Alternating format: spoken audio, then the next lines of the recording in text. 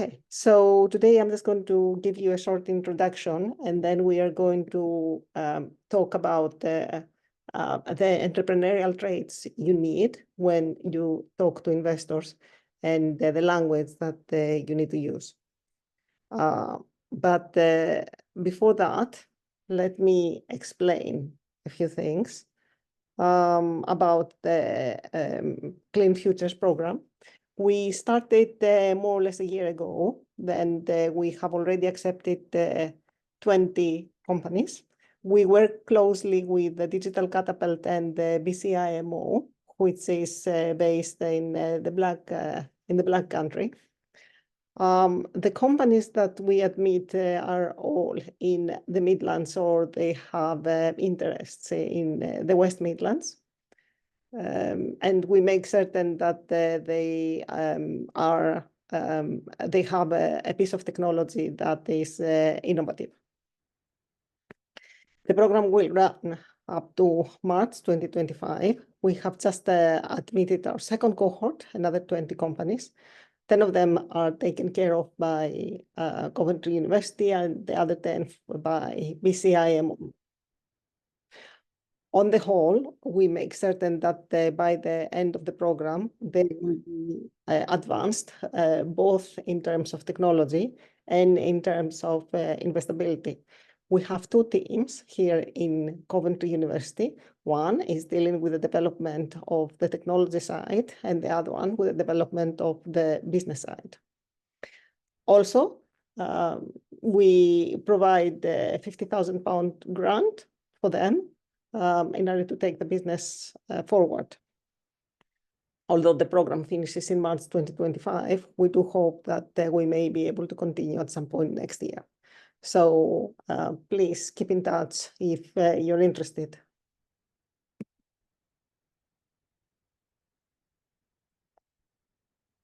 Okay. So let's talk a little bit about the investors.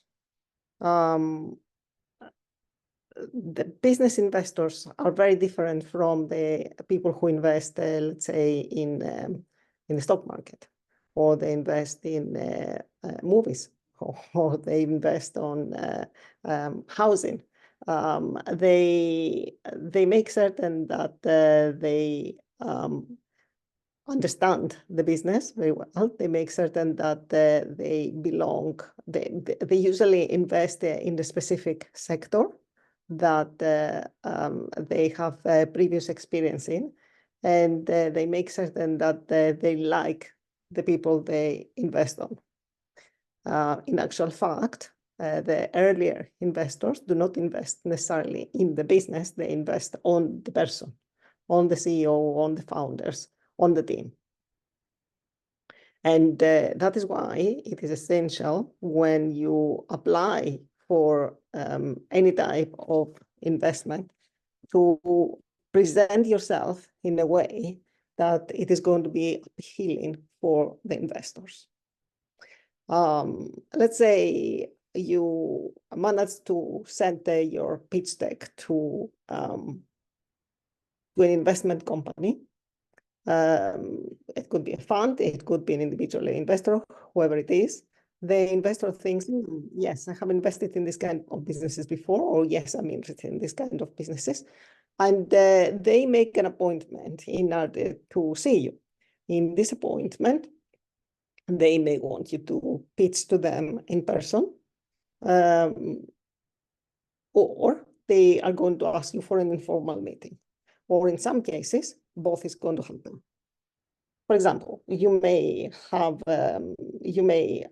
talk to an investment fund that is going to be interviewing, let's say, 10 different companies in the space of a day. They are going to give you 10 minutes to present your pitch deck and another 10 minutes for questions afterwards. If they're interested in what you're doing, if they're interested in yourself, then it is very possible that they are going to ask you for a second meeting. That second meeting may be more formal in a business environment, or maybe more informal in a pub, or in a cafe, or in a restaurant. It depends on the investor. In that meeting, you will need to show specific entrepreneurial traits that they would be interested in on top of whatever business, on top of the business development that you will be explaining. After all, the business development stuff, you have already explained it when you sent your pitch deck. Okay, so how should you present yourself? Have you managed to get a job in the past? Have you managed to go through interviews in the past? You know how they are always saying you have to dress in a certain way, or you have to behave in a certain way, or you have to answer questions in a certain way.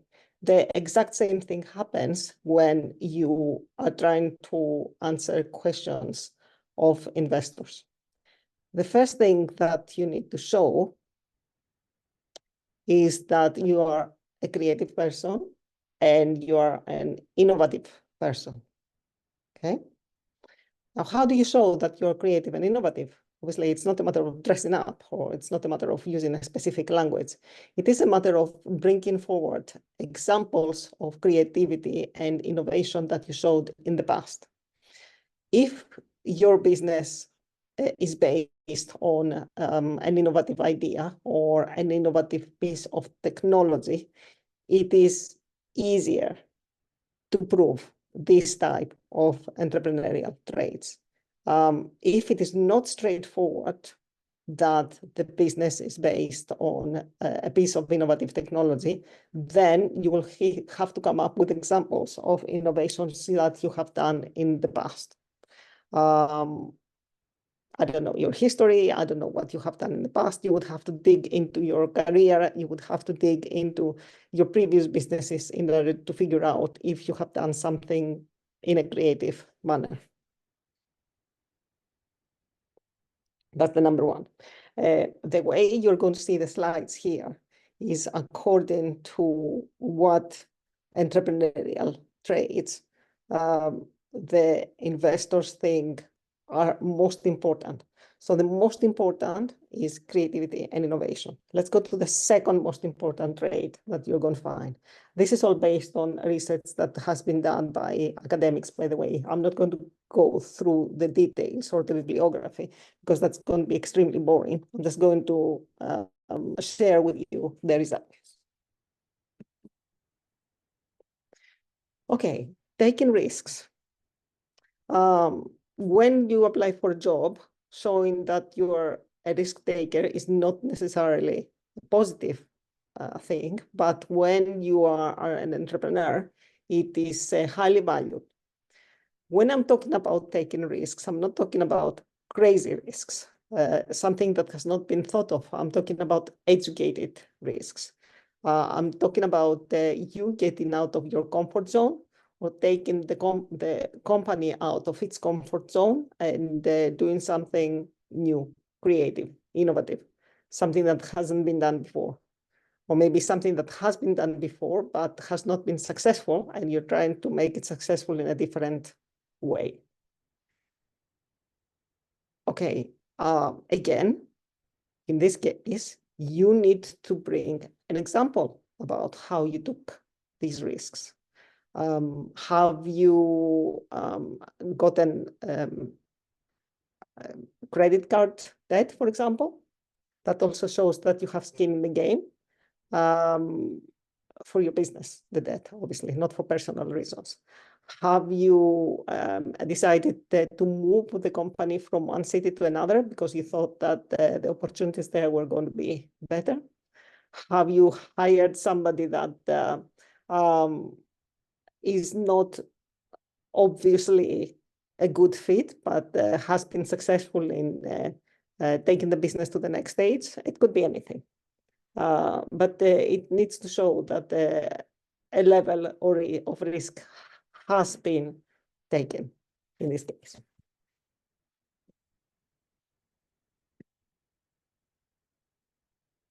The third example is dedication, an entrepreneurial trait. They want to see you're dedicated to your vision. The company as such may change, the idea may change, the product may change, the people in the company may change, but the vision is going to remain. And you need to show that you're dedicated to this, vision. And you make certain that you are going to be successful in the future because you insist on pursuing your idea. Again, bring examples. Just telling people that I'm dedicated to my vision doesn't say anything unless you bring a specific example of your career, of your life, that you have been sticking on the path that you have originally aspired to.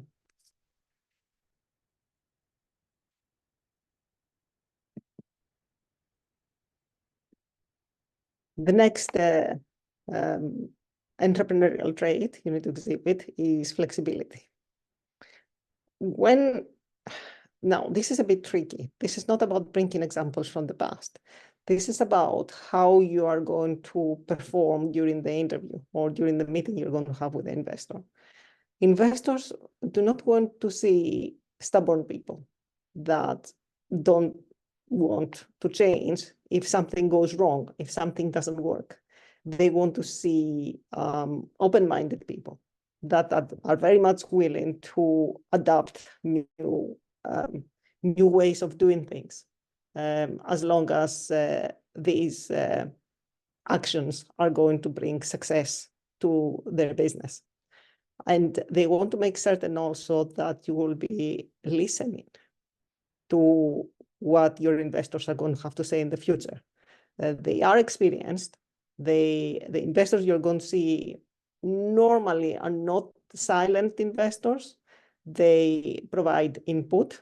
They want to make certain that you're flexible enough to take on board their views, their suggestions. That's what I mean by flexibility. Not necessarily the physical flexibility that you see here, but the mental flexibility to accept new ideas and see if you can implement them.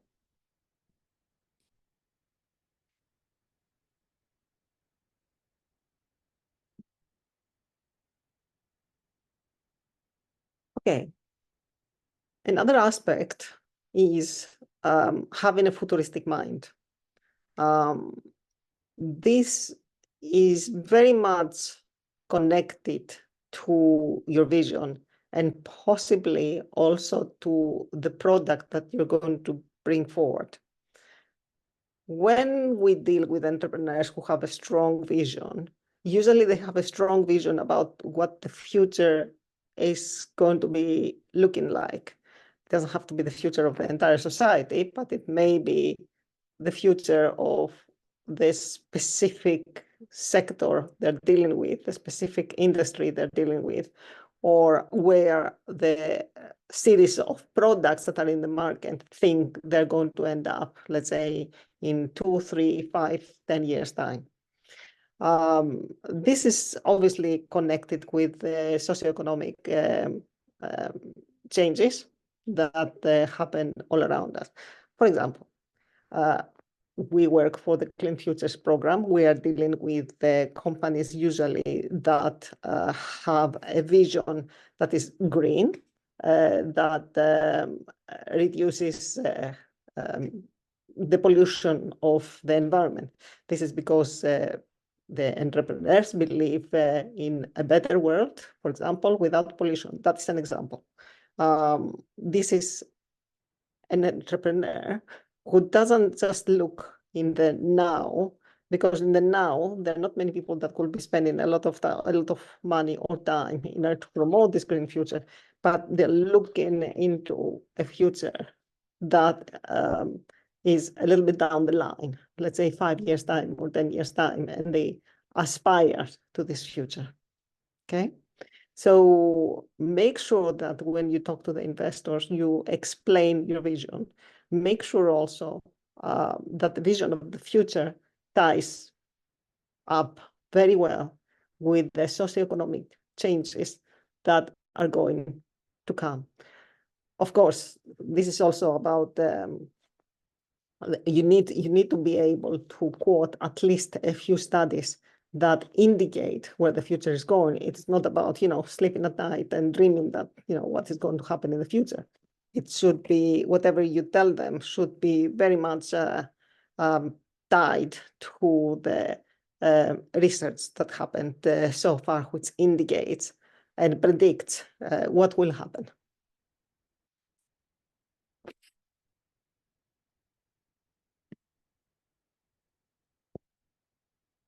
Okay, that's another aspect. Since you're here in this webinar, I'm sure you're all intelligent. At least I believe so. I think you need to show this intelligence also when you go for the interviews.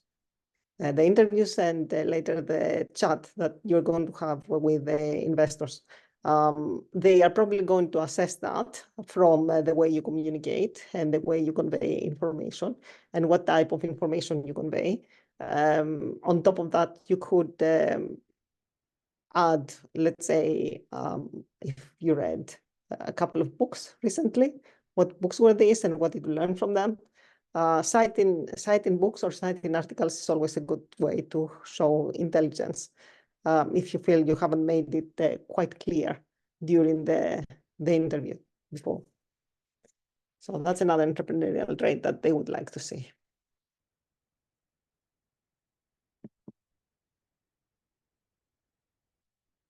Oh, this is very important. It's a little bit down the line, but it underpins, it will have to underpin all of your discussions with the investors. They expect you to be truthful. They expect you to be sincere. They expect you to understand the reality of your business. They don't want you to exaggerate. They don't want you to provide evidence that is non-existent or has been manipulated, okay? And they will insist on that. The reason they will insist on that is when you have a relationship with an investor, it needs to be based on trust. They are going to give you a lot of money and they're going to give you their time. They're going to put also their reputation at stake. They expect you to be 100% truthful about the business and about yourself. This is non-negotiable. If you're not, you may end up in court, not just losing everything, but losing also your freedom. Make certain, obviously, if the level of lie that you have indicated has legal consequences, and normally it does in this kind of scenario in corporate law. So what I would suggest is that make certain that you are truthful, first of all, with yourself, because sometimes we tend to manipulate our thoughts about how well we're doing.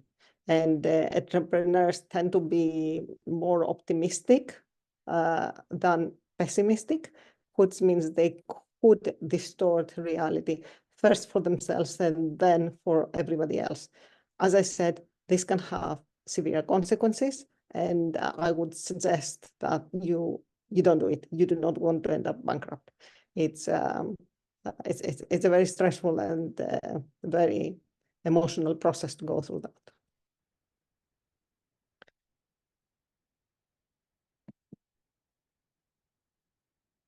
Okay, commitment. So you started your business. You contacted the investors. You asked for money. They want to see you taking it through to an exit. Hopefully. In this case, they want you to be committed to the business, and they want you to be committed in the process. They don't want you to take the money, run the business for, let's say, a year, and then leave for greener pastures. In order to assert this commitment during the interview, you will need to show some passion about the business. And you will need to cite also the reason why you're so passionate. It is easier if there's a social reason, for example, you have a disabled child and you decided to create a wheelchair, some kind, that will show them that you're passionate enough to stick with it and take it to fruition. For other types of businesses, the nuances are more difficult. You will need to think very carefully what kind of business you have and then decide accordingly how you're going to show your commitment. Okay.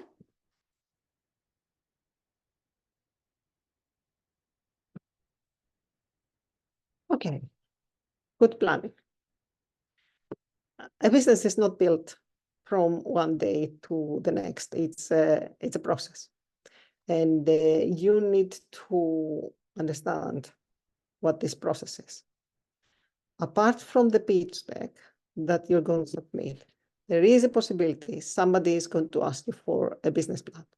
And also within the business plan, you may need to create a timeline. For example, by November, I'm going to launch an app. By January, I'm going to have 50,000 people onboarded, and explain exactly how you're going to do that. In a year from now, I will expand to another country, something along these lines.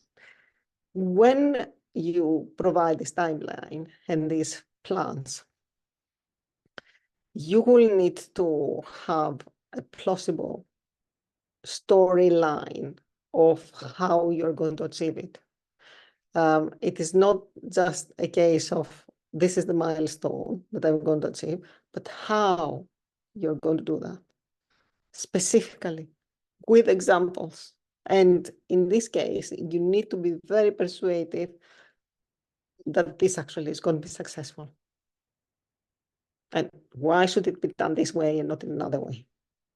Okay. So have an in-depth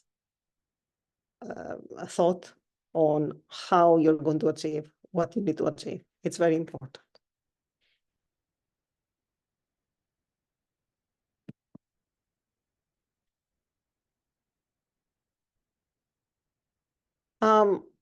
Another entrepreneurial trait is being a good decision maker. Because you will be at the helm of the business, they would expect you to make decisions, make them fast, and be as certain as possible for the decisions you have made. Most people that are not entrepreneurs have a great difficulty taking decisions and taking them fast, to procrastinate a lot because of fear of the future, fear of failure, inability to expand the borderline of their comfort zone.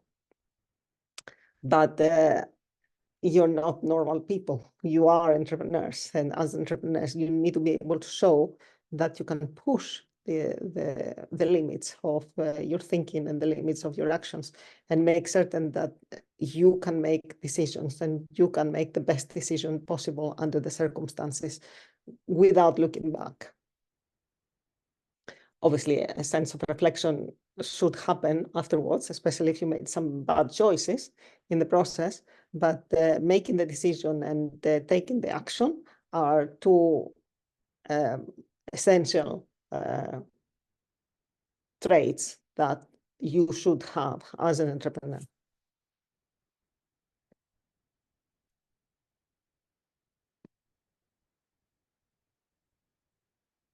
Okay. Another important aspect that you need to take into consideration is being goal-oriented. What is your target? What is your goal? What do you want to achieve? Do you have more than one goals? Please explain them to the investors. What are the implications of that? How are you going to achieve them? Is there a path that you need to follow?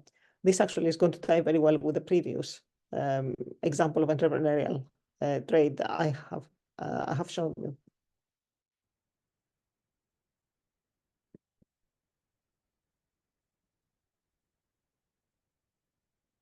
Another important entrepreneurial trait is having tolerance of uncertainty.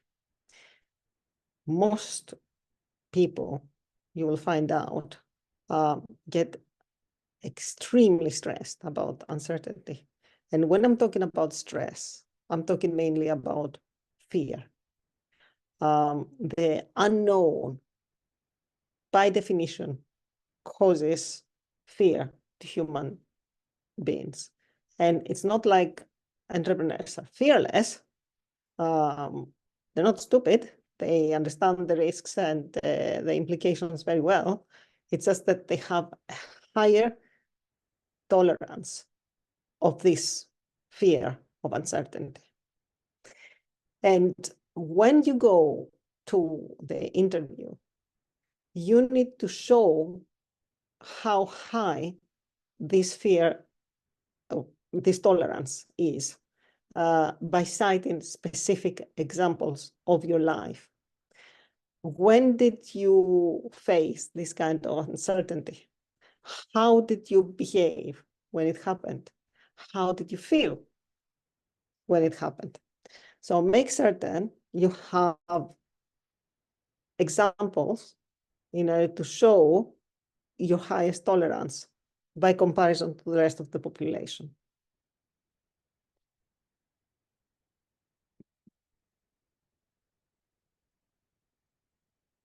And of course, they do expect you to work hard. I know that as entrepreneurs, you're probably thinking smart work is actually more useful than hard work. It is true. I am like that. I believe that working smart beats hard work any day. But the first years that you're having a business, you will need to work more than normal. I'm not saying more than 12 hours a day, although it does happen. But you will find yourself having additional responsibilities and responsibilities that are beyond the specific role of the CEO or of the managing director. That is because when the business is failing, you cannot rely on other people to bring it around. You will have to do it yourself. You may need to get new skills. You may need to find new people in order to delegate. That's another skill in its own right. You may need to pursue additional funding when you least expected it. And that is going to put additional pressures on your timeline and maybe also in your family life. The investors want to see that when that crucial point happens, when your input will need to be increased, you will be there and you will be doing it. Again, make sure you bring an example of your own life. Did you have a point where you were working exceptionally hard for a period of time that you can bring forward and explain when it was? It may have been in relevance to the business you run now, or it may have happened in the past in another business, or it may have happened when you were working for somebody else. It doesn't matter. As long as you bring the example and you explain what kind of a hard worker you are.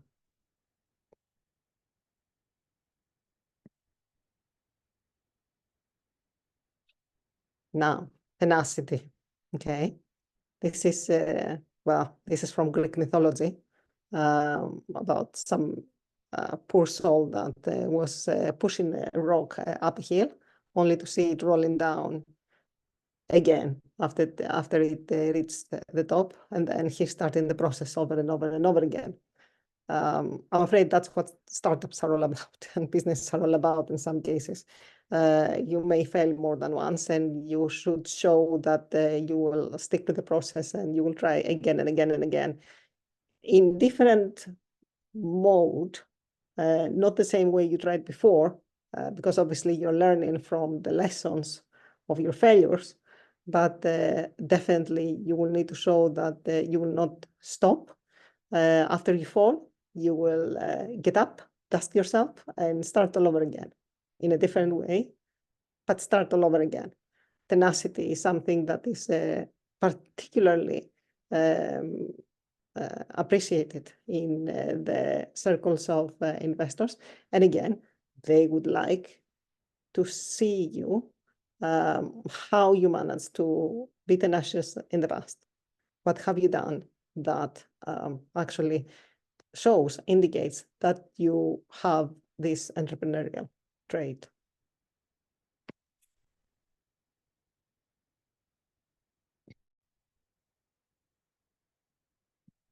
Okay, and winning also is important, and how you treat the women. And I have here a quote by Nelson Mandela.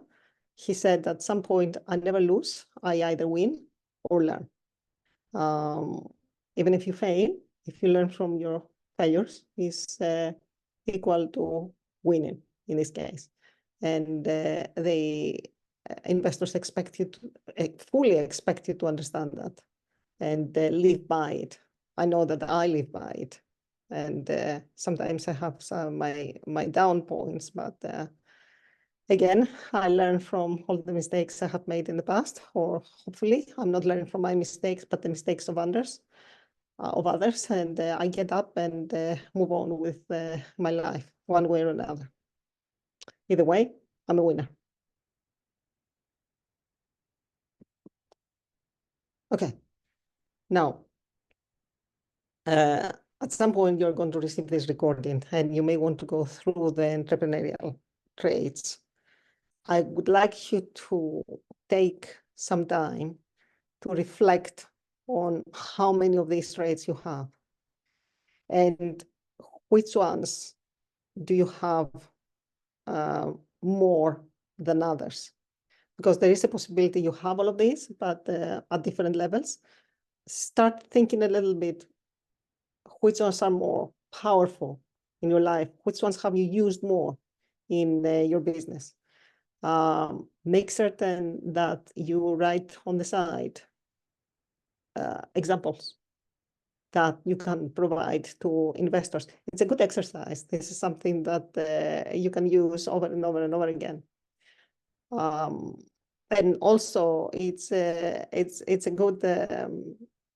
good way to start exploring a little bit your personal growth, because what is business? It is not just, we're not talking about business growth here. We're talking about personal growth when we develop our own company. So that's one exercise you can try to do. And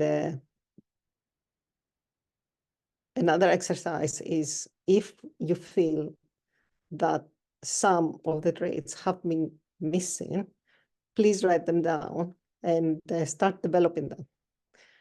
The way to develop them is obviously by exposing yourself to real life situations and see how you're going to handle things. Or you can do affirmations. I don't know if such occasions do not arise. But you need to think seriously how to develop the traits, the entrepreneurial traits that are missing. It is not a case of entrepreneurship, is not a case of being born with it. Obviously, some people are very talented and they have these traits from birth, but the majority of us have to develop them during our lifetime. And it is possible. You could do it yourself, or you could work with a business coach. Whichever way you decide to go forward with is perfectly valid.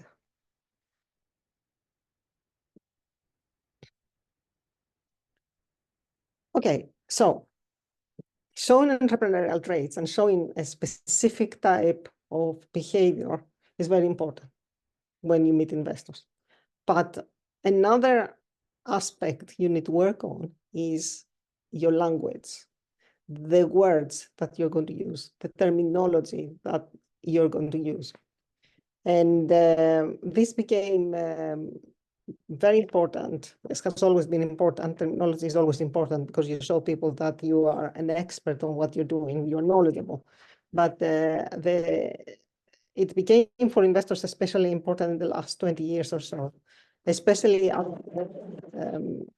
Steve Blank, a professor in the University of Stanford and a venture capitalist in his own right, started explaining how we should be analyzing businesses in order to invest in them.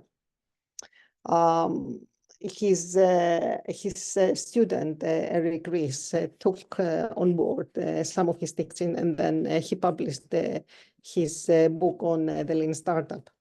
The Lean Startup is a book that has been read by many entrepreneurs because they want to see how they're going to build a business. But in actual fact, it's a fantastic tool for investors in order to assess businesses and find out if they're worth investing or not. So when you talk to them, they expect you to know this Lean Startup language and use it in order to describe aspects of your business. It is a matter of communication. Yes, you can use other very valid terms that we have been using for years in businesses, but you're going to look much better if you use some of the terms that they expect to hear. So now I'm going to just indicate briefly, we have only 20 minutes ahead of us, what is the Lean Startup and what kind of language they're using and what kind of terminology is attached to it, and see if you can take it on board. It would be useful if you just read the book, Eric Ries and Lean Startup, at some point if you're serious and if you want to find investors. Okay. So according to the Lean language, there is a lot of talk about validated learning. This is all about running tests in your business from which you learn something. And when you learn about it, you use it as feedback in order to change the direction of your business and actually move it towards the right direction. For example, it could be a matter of marketing. You run a Facebook campaign and you take the results of the Facebook campaign, the feedback, and you learn out of it. And the next Facebook campaign you run is going to be different than the first one, and it's going to yield better results. But so validated learning is one aspect. Another aspect is a customer-centric approach. Specifically, you need to take into consideration the feedback you get from the customer at all times in order to develop the business. And the third aspect is you need to show to investors that you don't make the product is not what you can sell. Sorry, the product is not what you can make, but it is actually what you can sell, based again on the feedback you get from the customers.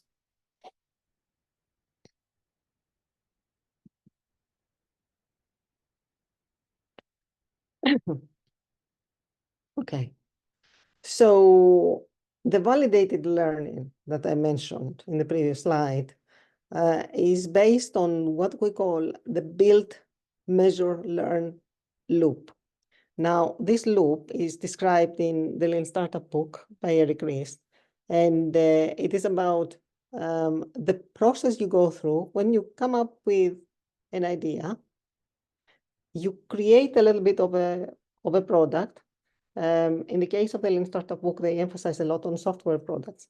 So you may create, for example, a landing page, a website. You put the website out in the cyberspace. You see how many people clicked on it. Maybe you had a button that says click on it if you want this type of information.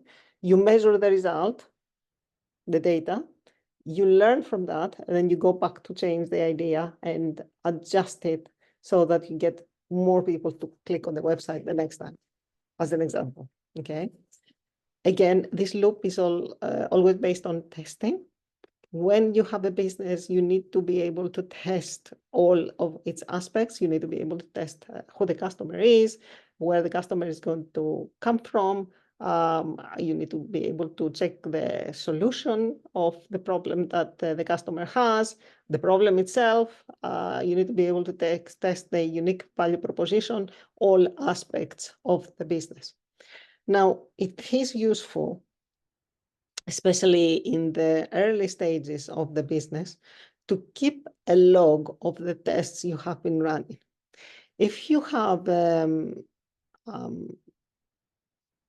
if the co-founders are, let's say, 2 to 5 people, you could run one test every other week without burning yourself out.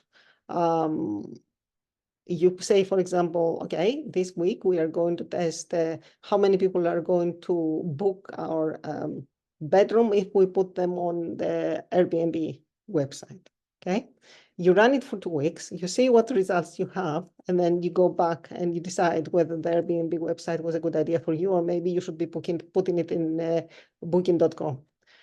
Keep a little notepad and write down a few bullet points about what test did you run, when did you run it, how long you ran it for, and what were the results, and then what kind of action you took afterwards.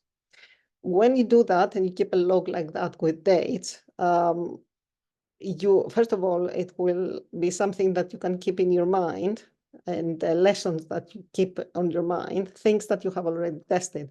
So when you talk to your investors, you will be able to tell them what you have done in the past, or if they ask, you give them the log of what you have done in the past.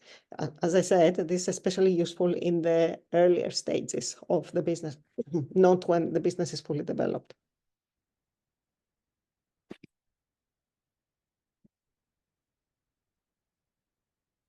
Okay. There are stages in the business. The absolutely first stage is called customer discovery. This is when you state your hypothesis. For example, I believe that the natives of Peru would like to have shoes that are going to help them go through water. That's just a crazy idea that I just came up with. Okay, you state the hypothesis. You make the assumption that they want specific type of shoes, and then you look for feedback on the assumptions you make. Be careful. You need to use, when you talk to investors, words like hypothesis, assumptions, and feedback. Okay? Then you test the problem hypothesis. Do the Native Americans of Peru have this problem? You explain how you tested it, and then you need to test the solution to the original hypothesis. In order for me to solve the problem that they have, I created a shoe based on nanotechnology. Another crazy idea, okay? I took the solution and then I validated it. Validation means I took it to them and they put the shoes on, and then they told me whether they liked it or not. If they told me they didn't like it, I took the feedback and I proceeded to corrections. I decided next time to make it out of plastic and not with the help of nanotechnology, for example. Make sure you use these words: hypothesis, assumptions, problem, hypothesis, solution, validation, feedback, corrections, etc. Okay? That's the very early stage. The later stage, okay. So you had the problem solution fit in the previous one. So you're getting ready to sell now. You haven't sold in the previous stage, but in this case, you need to sell. When we sell for the first time, we say that we sell to early evangelists or early adopters. These are the first 1 or 2 people that are going to buy our product, or more depending on the business. When the people are willing to buy the product, willing to buy it either with money or with their time, because you may ask them, for example, to provide 10 hours of their time in order to test the product. This shows commitment into the product and the possibility that they will buy it in the future. This we call validation. So if they give you their credit cards, even if money is not exchanged, if they give you their time, even if cash is not exchanged, this is called customer validation. This is the second stage, the customer validation stage. First one was customer discovery. Now we're in the customer validation stage, okay? These are terms that you need to use. Early adopters, validation, okay?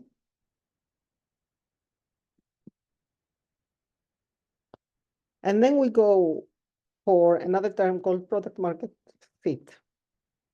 According to Steve Blank, it's the moment when a startup finds a widespread set of customers that resonates with its product, and they have already bought it. Okay. The number of products that have been bought depends on the business. It could be, for example, if it is if you are selling your exclusive product in the large company or maybe the NHS, then selling to one customer, just the NHS is enough. This is when you get product market fit. If you have to sell pizzas, then maybe you need 10, 20 people to sell pizzas through your website. This is also a product market fit. And so forth and so forth. So I cannot give you a specific example of when product market fit is achieved. I can only tell you that this is when you have the feeling that you found customers who resonate with your product, and these customers are going to bring you more customers and more customers and more customers. So when you talk to investors, ideally, it would be, you would be very close to having product market fit. If you're looking at a bit of a later stage, it's not the customer discovery stage or the early validation stage. It's a little bit down the line. And let me explain how much down the line it is. Okay. So the experts talk about this engine of growth, which is about the business. We have the first stage, which is customer discovery, and they explain what it is. This is when you have a problem-solution fit. And you have the second stage, which is customer validation, which is when you get the product bought by the early adopters. Immediately after the customer validation, you get this point where you have product market fit. That product market fit is when the customers resonate with your product. That is the most significant point because this is the beginning of business building. This is when you know that, yes, I have a business in my hand and I'm ready to build it. And this is when you go for customer creation. That's the next stage. Ideally, the investors are going to come on board right before product market fit or somewhere around where my product market fit is. Yeah, I'm talking about early stage investors, angel investors, for example.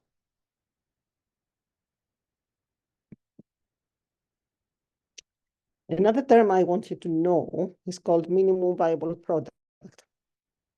Minimum viable product is what we called in the past the prototype. For example, you want to build a skyscraper. You will, in order to build a skyscraper, you will have to create some blueprints and maybe have a little model of a skyscraper in order to explain to your customer how it's going to work, how tall it's going to be, how wide it's going to be, what it's going to consist of. This is a minimum viable product. And you can do a minimum viable product in all aspects of businesses. For example, when we are developing software, usually we develop the front end, the website, and depending on the reaction of the customer, the feedback we get, then we start developing the back end, which is more expensive and takes more time. The aim we have for this minimum viable product is to get the maximum amount of learning about customers with the least possible effort. Okay? This is very important. The maximum amount of learning about customers with the least effort. The investors expect you to have a minimum viable product that you have tested with some customers in order to get some early learning. It may not be complete. It will never be complete, actually, until at a much later stage. It is not going to be perfect. It may be just a concierge service. For example, it could be like, click here and we will be bringing your your mail at your workplace, for example. And there may not be any automatic process doing that, software speaking, but you may actually do it manually. Get the order manually through the system, and then make certain that somebody goes there and brings the post to the business, for example. So that's what a minimum viable product is, something very, very small that we use in order to test the ideas that we have.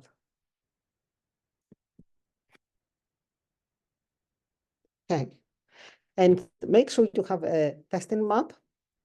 So the log that I mentioned before is going to be very useful to describe a series of tests that you took and explain the results.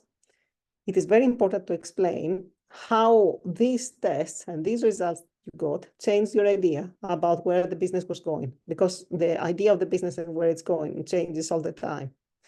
When we take a new course of action, this is what we call a pivot in Lean language. Okay, make certain you use this word over and over again, because the investors want to see that you have been pivoting. If you remember, it shows flexibility.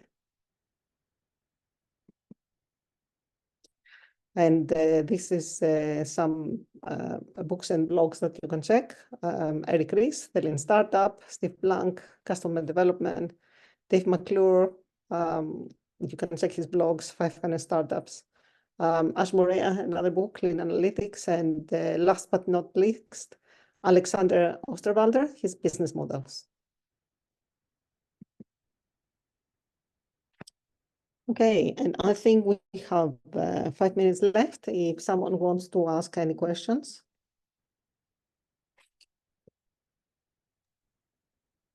I'm just going to go into the chat if you would like to type any questions that I can answer.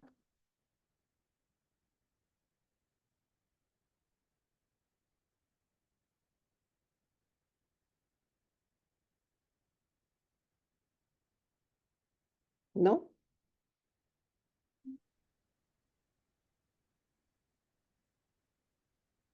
Okay, if you don't have any questions, or if you want to, or if you don't have any questions now, you may want to contact me through email later, or you contact Lizzie and Lindsay, and she's going to send me the questions that you potentially have. Thank you very much for letting me talk to you a little bit about the expectations of investors, not in terms of the business necessarily, but more in terms of how you should be presenting yourself.